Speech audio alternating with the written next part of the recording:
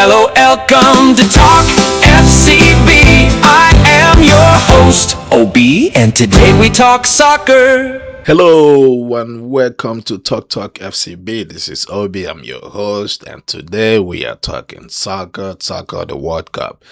We are talking about the World Cup again. It's been interesting. It's been crazy, though. It's been crazy. It's been interesting.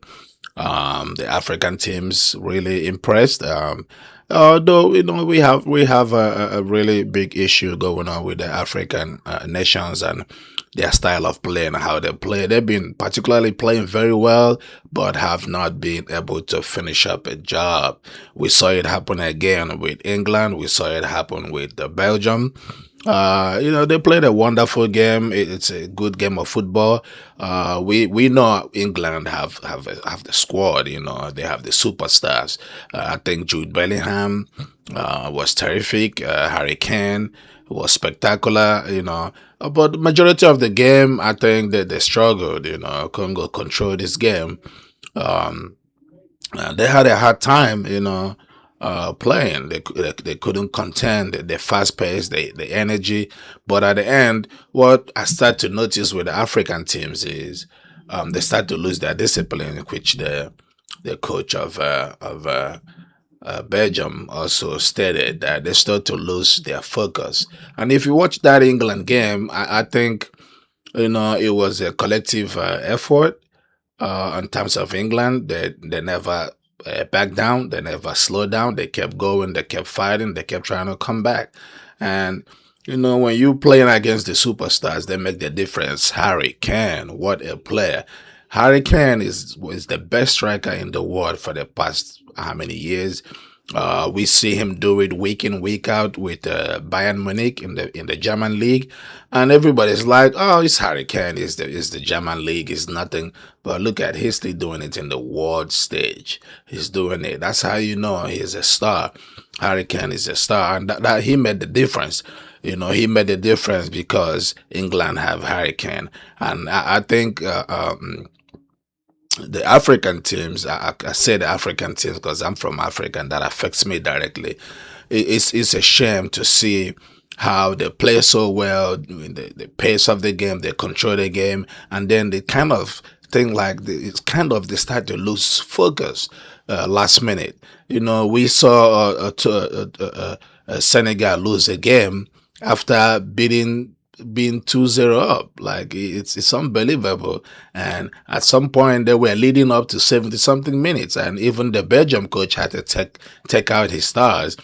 We saw him pull out Kevin De Bruyne and Doku and introduce Lukaku, and they're kind of trying to play every dice, trying to see if they can come back. But they came back, and the goalie made a wonderful, a very crazy mistake.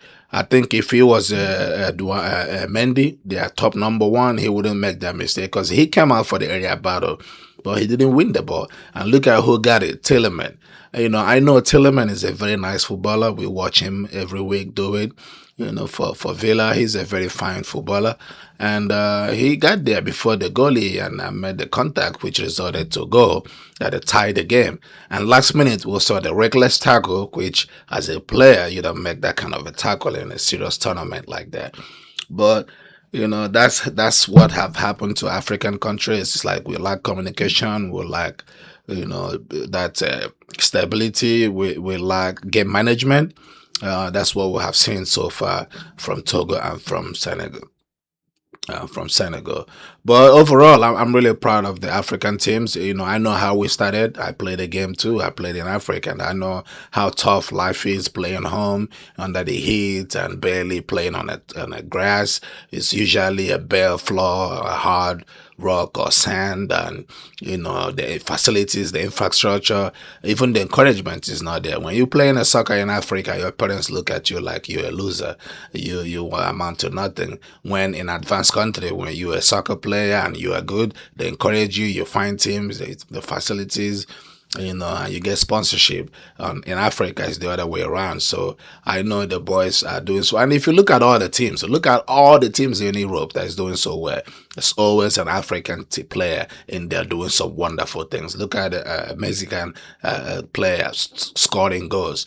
Is their top number 9 scoring goals. Africa. Look at every country, France, Germany, every country that's in this World Cup have a kind of an Africa. Look at Lamine Yamal. These are all sons of immigrants. Look at the U.S. team, Balogun, and all the rest of them, all sons of immigrants. So that's to say that it's the facility, the infrastructure, and the sponsorship is what is affecting the African team. Not because they're not good, because they are very, very good in the game.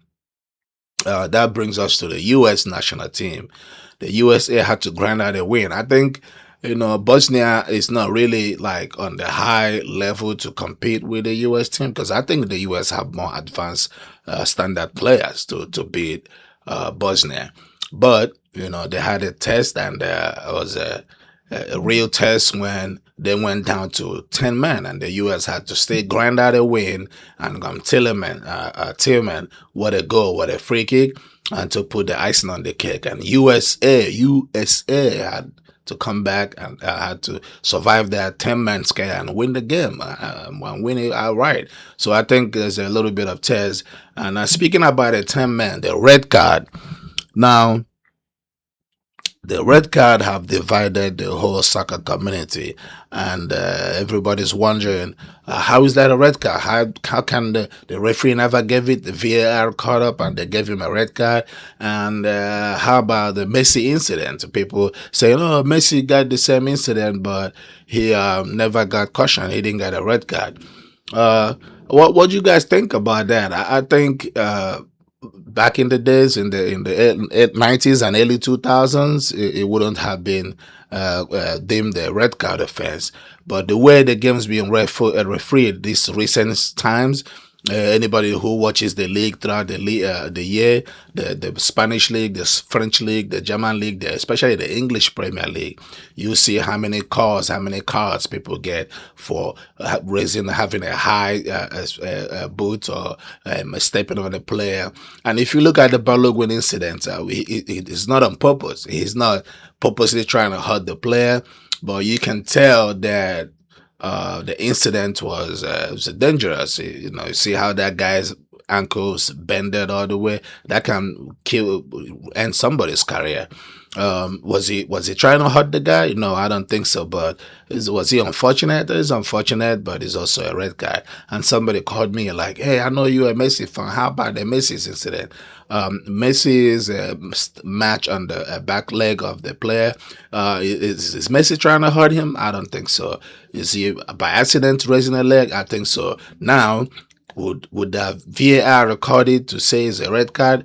Trust me, if they give Messi a red card, I will understand, because it's a high risk league. So at the end of the day, it's subjective. It depends on the referee that's calling it. I think Balogun, and it looks more dangerous than Messi's, but both can be a red card. What do you guys think about that? Let me know what you think on the comment section. And as I'm talking to you, Spain is playing right now with Australia. We're gonna be with Australia. We're gonna be bringing you more highlights and more talk about these games. Let's see what happens later today. Portugal is going to play against Croatia, and we'll see how that goes. And we'll talk more about this World Cup as we keep trying to build ourselves. Please don't forget to comment and like us, to like and subscribe. Follow the Facebook page. Subscribe to the YouTube channel. Let's build this thing so I can keep learning and we can keep growing and we can bring up more topics about soccer and about other things. Whatever we have interest to talk about, we can keep building this and see where it goes. With that being said, enjoy your time. If you get a chance to tune into the soccer, enjoy the ambience, enjoy the music, enjoy the countries, the colorful stadiums, the entrance scenes. They just enjoy it. It comes once in every 4 years, where all the countries will come out and compete. With that being said, today this is all I have for you right now. Thank you, and have a good night. Cheers.